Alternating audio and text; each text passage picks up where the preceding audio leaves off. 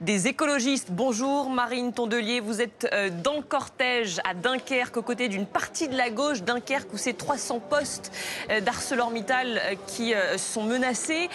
Pourquoi avoir choisi de défiler aux côtés des salariés? C'est une façon de faire pression sur le gouvernement? Écoutez, moi j'avais rencontré les salariés d'Arcelor il y a quelques semaines. Ils nous avaient invités à une grande réunion organisée par la CGT en présence de Sophie Binet. On était venus, on avait été atterrés par ce qu'ils nous racontaient et on leur avait promis, oui, qu'on serait là à leur invitation le 1er mai à Dunkerque. Donc non seulement je suis venue, non seulement entre-temps on a fait adopter une grande motion de tout le conseil régional Nord-Pas-de-Calais à l'unanimité. Et puis on est venu avec des copains aujourd'hui. Vous avez raison, vous avez dit qu'une partie de la gauche était présente. Je vous dirais même que toute la gauche est présente ce matin et c'est hyper bien parce que ça devrait être instinctif d'être unis dans ces cas-là. Toute la gauche n'est pas présente, hein. Fabien Roussel n'est pas là, il est à Valenciennes, Jean-Luc Mélenchon est à Paris, donc on ne peut pas parler d'unité de la gauche non plus. Attendez, si toutes les forces politiques sont rassemblées, Fabien Roussel il est aux côtés d'autres salariés qui sont en difficulté à Valenciennes, mais j'étais avec des collègues conseillers régionaux communistes dans le cortège et Jean-Luc Mélenchon n'est pas là, mais il y a Aurélie Trouvé, il y a Aurélien Lecoq et d'autres collègues de la France Insoumise, donc oui, tous les partis politiques de gauche et écologistes sont bien représentés ce matin à Dunkerque. Qu'est-ce que vous demandez donc concrètement? Vous demandez la nationalisation temporaire ou pérenne d'ArcelorMittal? Écoutez, les choses sont simples. Déjà, on demande qu'on arrête de distribuer des subventions sans aucune contrepartie.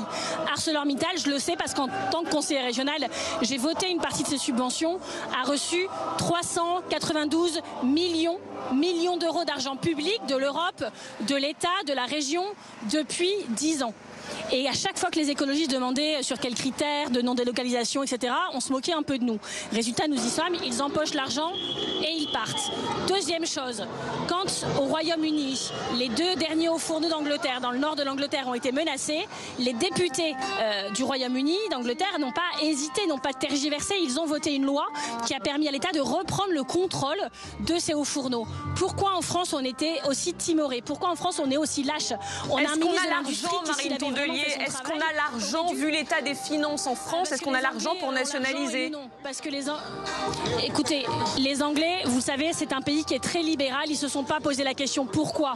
Parce que si on perd les derniers hauts fourneaux en France, alors non seulement on perd beaucoup d'emplois, c'est plus de 10 000 emplois indirects et directs dans la région Nord-Pas-de-Calais, mais on perd aussi cet acier qui est précieux pour notre industrie, qui est précieux pour nos constructions, qui est précieux pour notre défense. Et ça veut dire que ce sont les derniers hauts fourneaux d'Europe qui ferment. Et donc après ça, on fait quoi? On va chercher l'acier aux États-Unis et en Chine. On dépend d'eux pour toute notre vie. C'est pas possible de faire ça. Et en plus, vous savez, des fois on nous dit, vous en tant qu'écolo, vous êtes pour l'acier, c'est quand même une grande nouveauté. Mais nous, on n'est pas hypocrite. Dans la caméra à laquelle je m'adresse, dans le micro que je tiens, dans les branches de vos lunettes, il y a de l'acier. Et donc, comme on a besoin d'acier, on doit le produire dans les meilleures conditions sociales et environnementales. Et l'acier qui est produit à ArcelorMittal, et je le dis d'autant plus tranquillement que j'ai beaucoup bataillé avec Arcelor sur la qualité de l'air, etc. Mais il est produit dans de meilleures conditions sociales et environnementales qu'en Chine et aux États-Unis. Et donc l'acier qu'on veut, c'est l'acier qui vient d'Arcelor à Dunkerque ou à Force. Et on veut que cet acier soit le plus vert possible. Il y avait beaucoup d'investissements qui étaient prévus pour la décarbonation de cet acier. On en est où? On ne sait pas. Et ce qu'il faut dire aussi, c'est que pardonnez-moi, là-dessus, sur ces investissements sur la décarbonation, l'État a conditionné son aide, a dit on vous donne 800 millions d'euros seulement si vous faites ces investissements. Est-ce qu'ils les ont fait? Vous savez, moi, ce que je pense, c'est qu'il y a des gouvernements qui sont crédibles et d'autres qui ne le sont pas. Et les gouvernements français ne l'est pas. D'ailleurs, quand ça tanguait un peu entre Barnier, Bayrou, on savait même plus qui était Premier ministre de ce pays, les industriels, certains de mauvaise foi, se sont engouffrés dans la brèche pour annoncer des plans sociaux en se disant qu'il n'y aurait personne pour réagir. C'est ce qu'a fait Michelin, par exemple. Et donc, il faut être extrêmement ferme.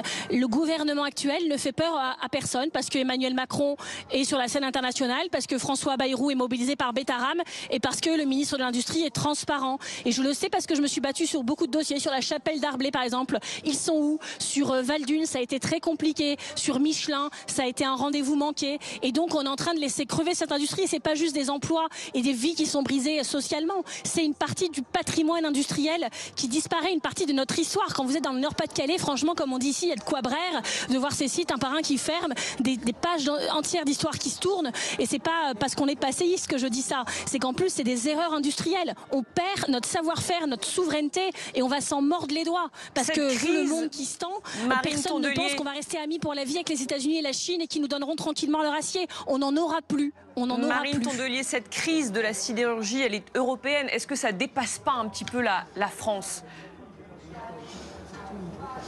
Alors, déjà, l'Europe, c'est pas tous les autres pays sauf la France. La France, elle a un leadership en Europe dont elle doit pouvoir se saisir. Donc oui, il faut un grand plan de défense de l'acier au niveau européen, mais c'est pas l'Europe et donc la France attend tranquillement. La France doit être à la manœuvre. On a un commissaire européen, Stéphane Séjourné, c'est le moment pour lui de jouer.